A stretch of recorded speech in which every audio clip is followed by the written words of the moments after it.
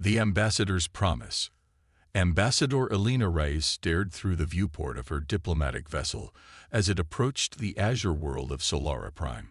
The planet's 3 moons hung like pearls against the black velvet of space, casting silver light across the vast oceans below.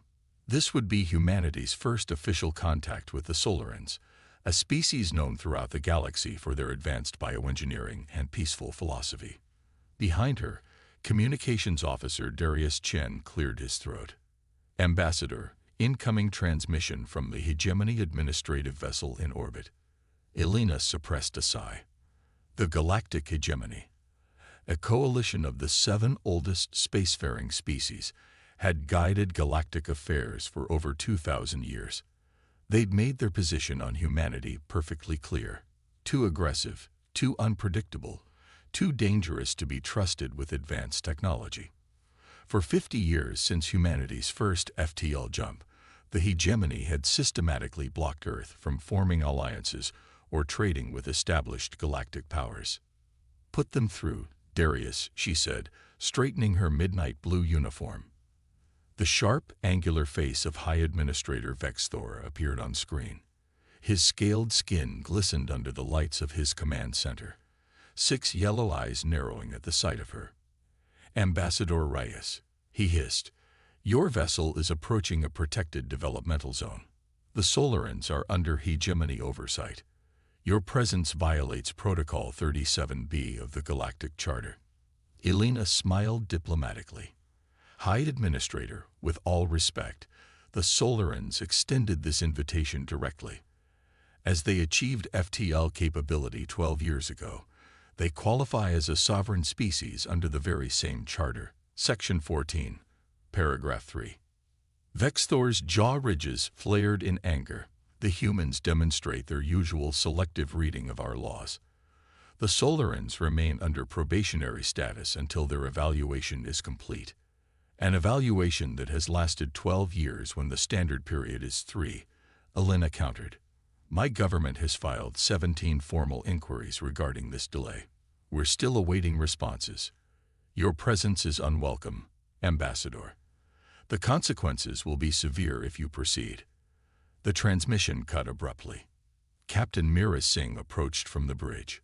Her weathered face showed concern. "That went about as well as expected.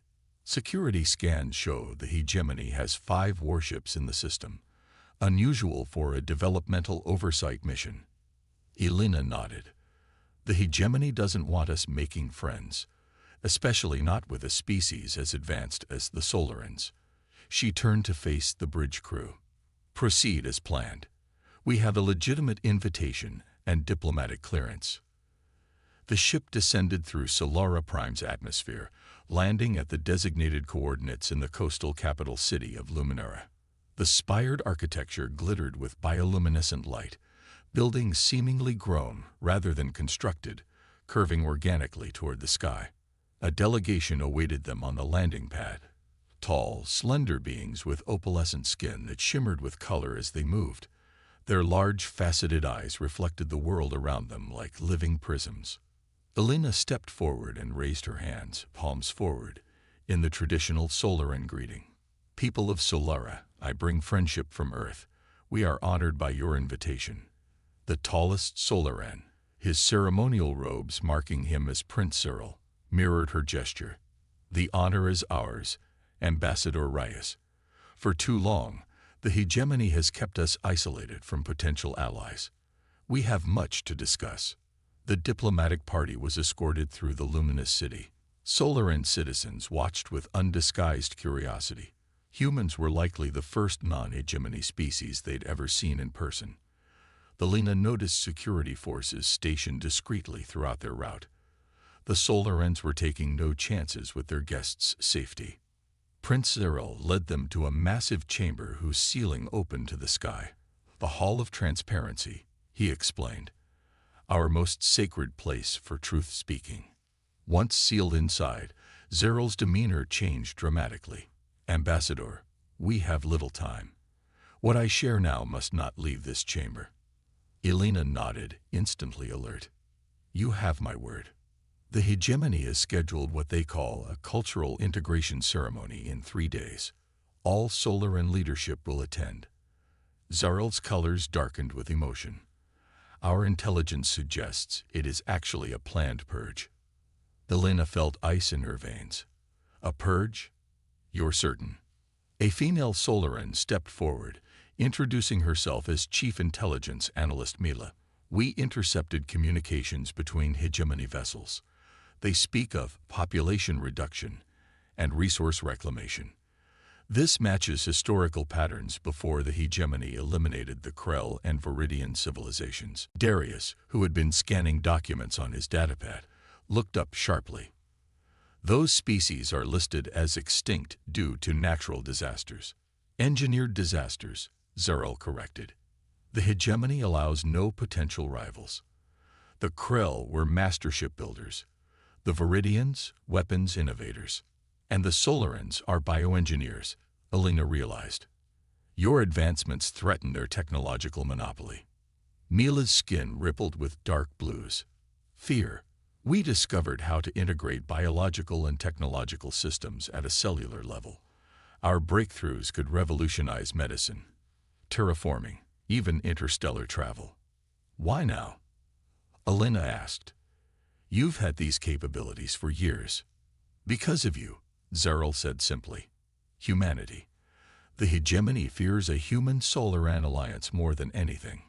Your adaptability and our biotechnology together would challenge their dominance. Elena paced the chamber, mind racing.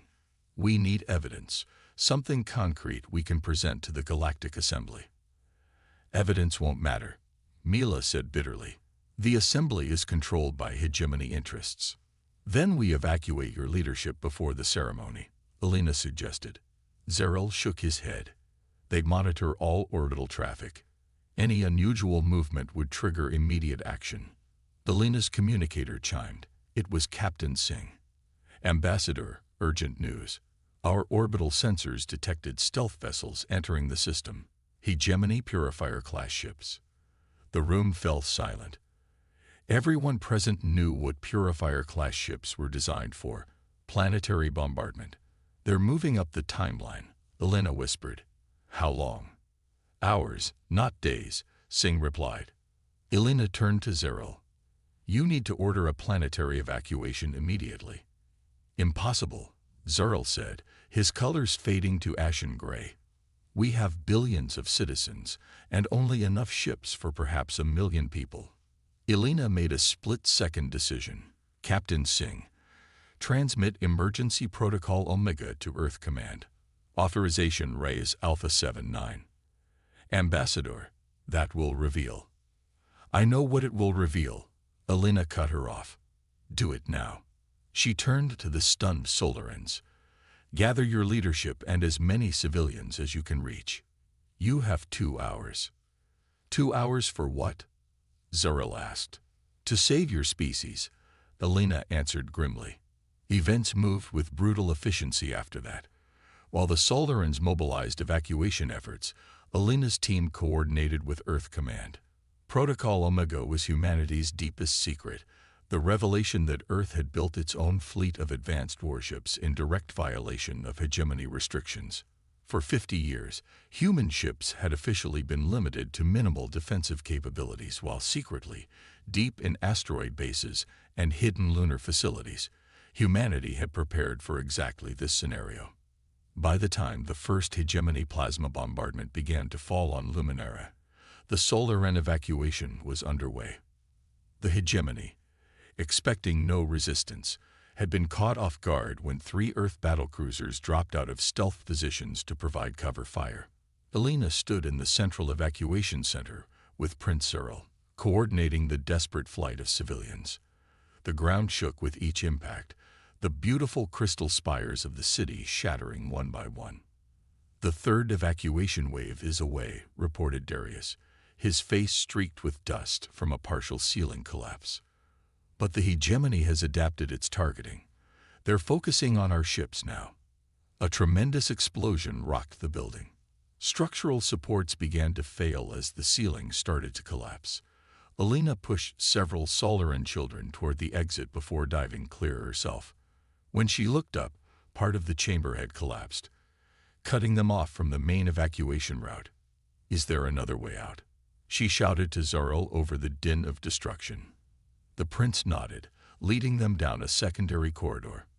"The royal transport is in a secure hangar below. It can hold perhaps 40 people. There are at least 100 evacuees still in this sector," Alina said. Zeryl's colors swirled in anguish. "I know." They reached the underground hangar where a sleek vessel waited. Nearby, terrified Solaran civilians huddled together, their skin colors muted in fear. Alina opened a channel to her ship. "Captain Singh, what's your status?" "We've lost the Dauntless and the Resilient is heavily damaged," Singh replied, her voice tight with controlled emotion. "Earth Command reports the main fleet is still 9 hours out. We can't hold them that long." Alina made her decision.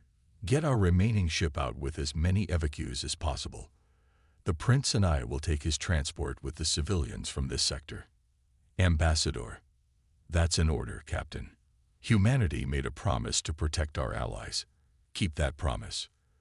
The transmission ended. Alina turned to see Zeril watching her, his eyes reflecting her image 1,000 times over. "That's what allies do," Alina replied.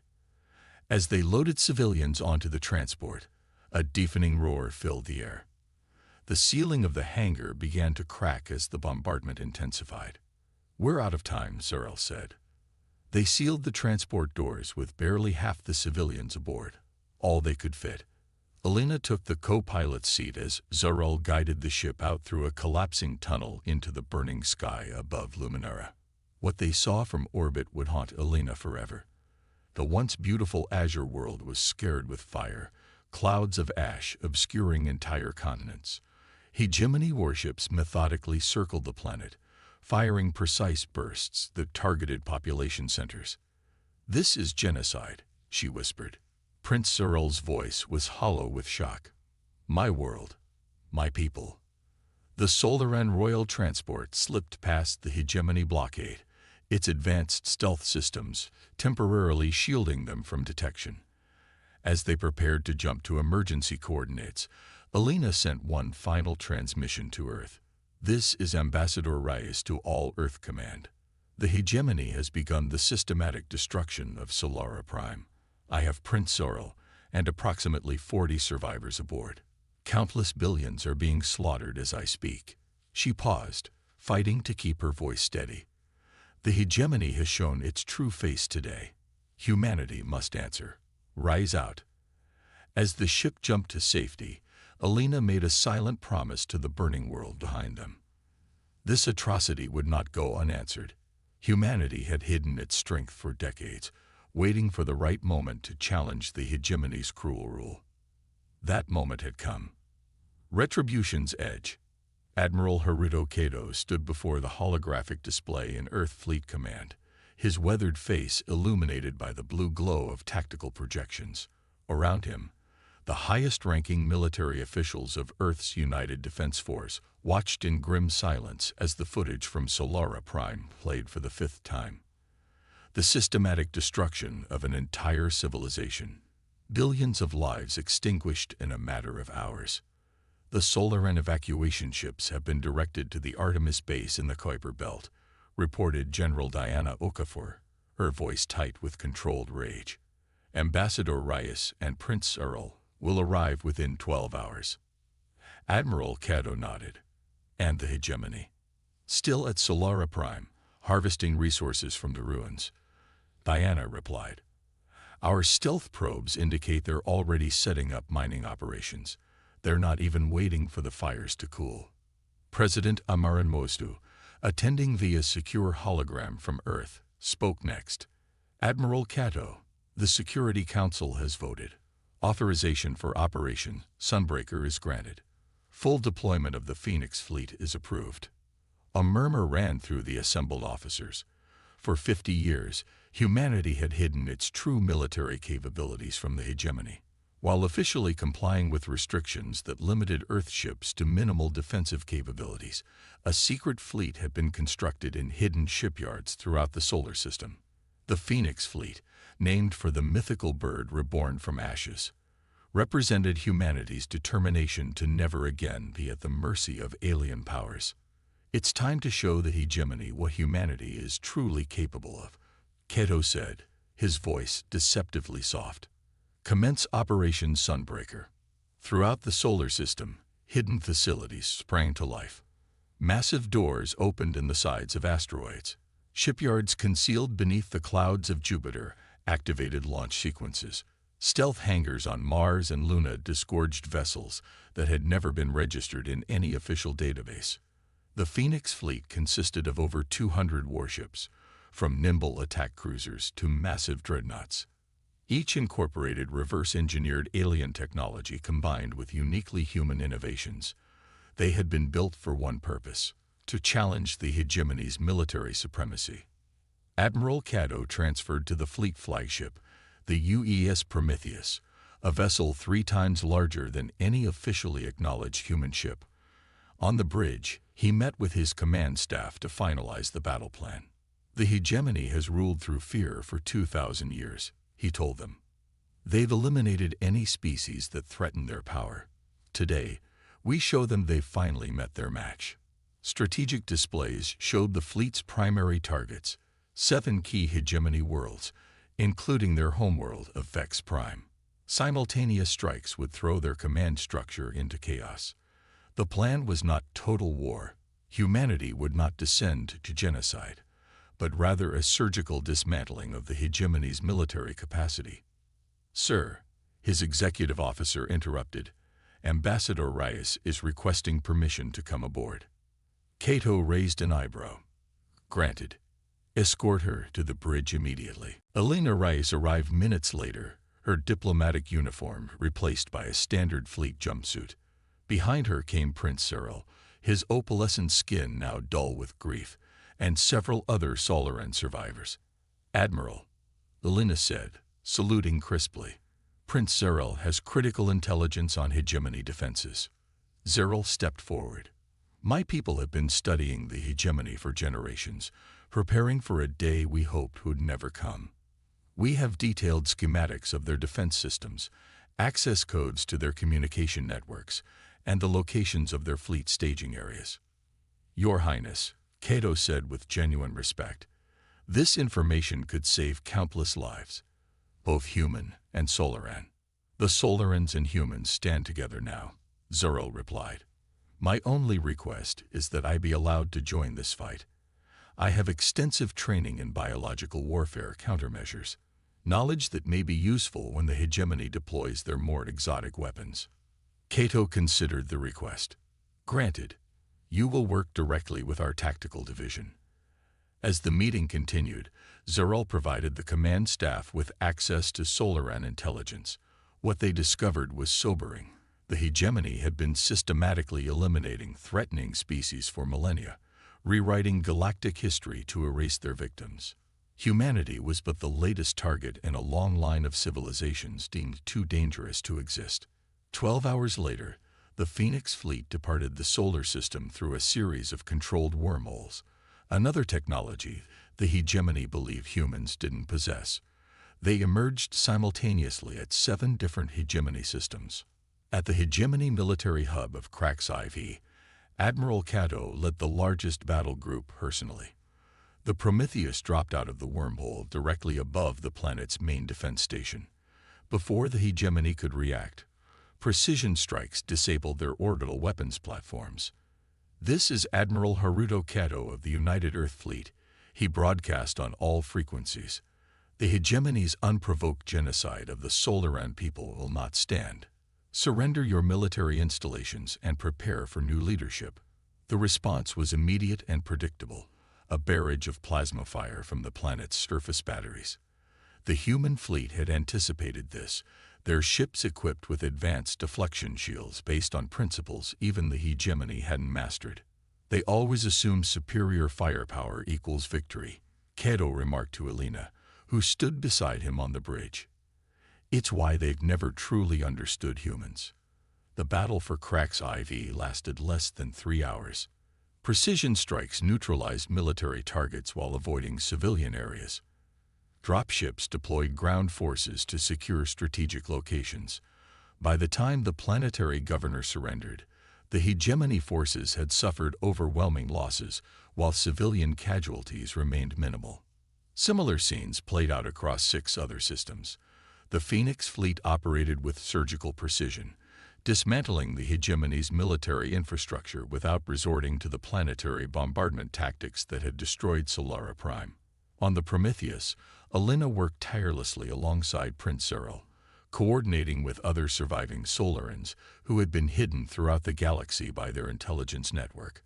They activated sleeper cells and resistance groups on dozens of planets, focusing on worlds where the hegemony had subjugated local populations. 3 days into the operation, the first major counterattack came. A hegemony battle fleet twice the size of Admiral Cato's forces emerged from hyperspace near Sci-Fi. They've redirected their central armada, reported Tactical Officer Lieutenant Commander Ray Okonkwo. 17 capital ships, over 200 support vessels.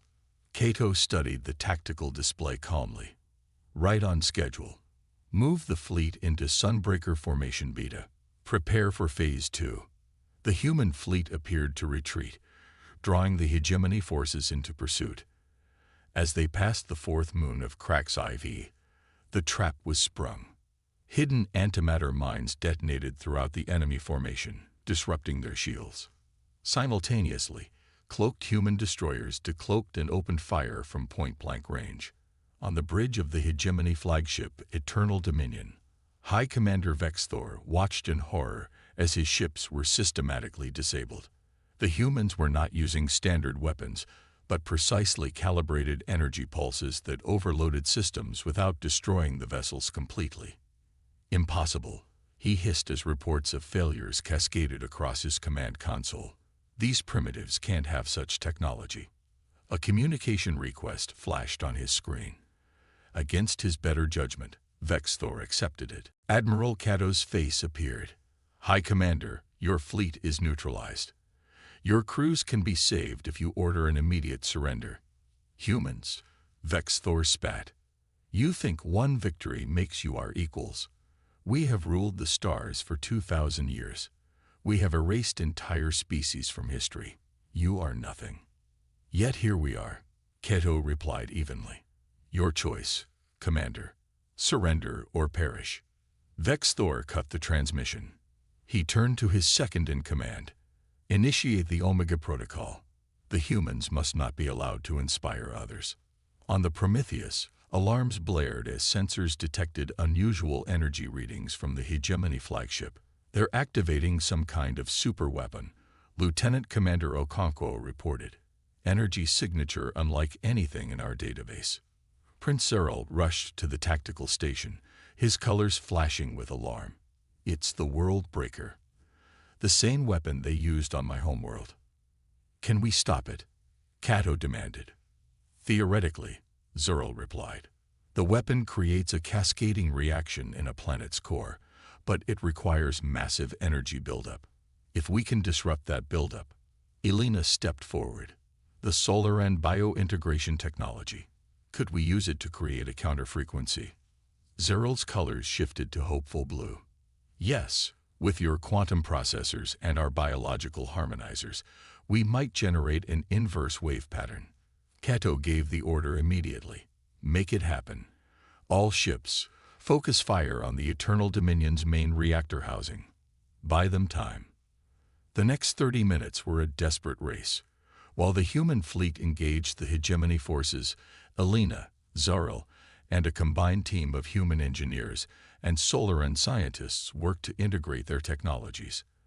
They created a makeshift device, part biological, part technological, that could generate the counter-frequency needed.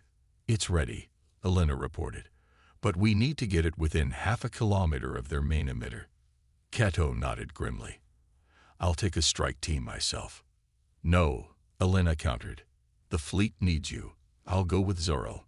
Before Cato could object, she continued, I was there when they destroyed his world. We both deserve to be there when we stop them from destroying anything else. Reluctantly, the Admiral agreed. Elena and Zeril led a small team aboard a stealth insertion craft, exploiting the chaos of battle to approach the Hegemony flagship. Using Solaran access codes, they bypassed security systems and fought their way to the central weapons control. The device was placed just as the World Breaker reached 90% charge.